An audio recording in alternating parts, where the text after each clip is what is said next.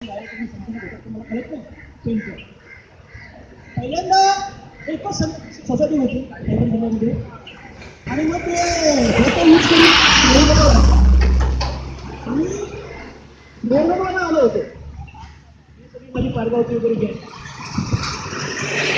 आणि प्रत्येकाने तिथं कामकाज सुरू झालं तर मागून ओळखायचे we want ballot paper we want ballot paper सगळं संचालक मंडळ माझ्या अंगावर धावत येते नव्हतं ते आले का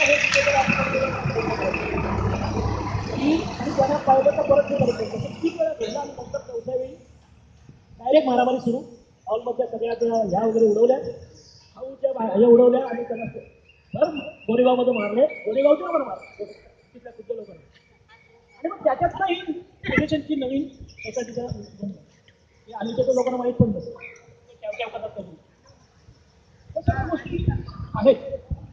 तर मला एक म्हणायचं आहे की आपलं जे आंदोलन आहे हे आंदोलन फार ऐतिहासिक आंदोलन होणार पण या गोष्टीला कोणी तुम्हाला सांगितलं ना की वाचा न फोडल्या कारणानंच हे झालं.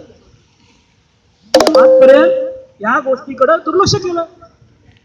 संबंधित त्या तुमच्या असतील या 4-5 पंचायती ते पाहिलं पाहिजे की बाबा हे कामगार यांना काय पगार आहे काय नाही त्याचं कसं बघत असेल तेही पाहिलं नाही.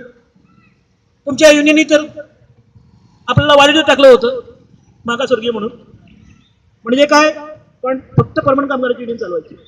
आता 5 वर्षापूर्वी ही घटनामध्ये बदल केला संघटनांच्या की आपण ह्या कामगारांना सुद्धा सभासद करून घेऊ शकतो.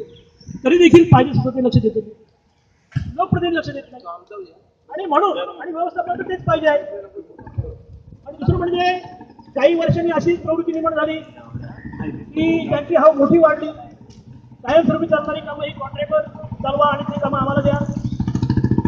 पण त्यासाठी काय करायला लागले एकमेकाला डाऊन करण्यासाठी लोएस्ट मध्ये टाकायला लागले रिंग करायला लागले.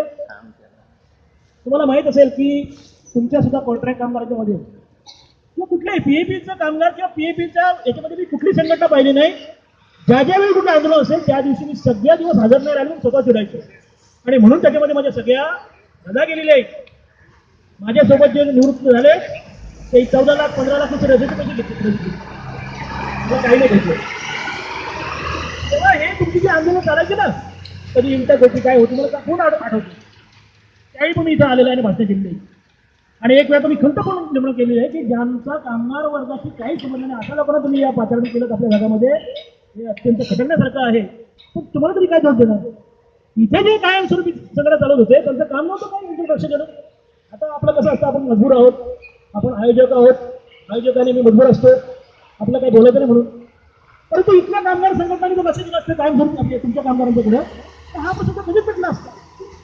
ते सुद्धा आपल्याकडे शिवले नाही आणि म्हणून हे सगळं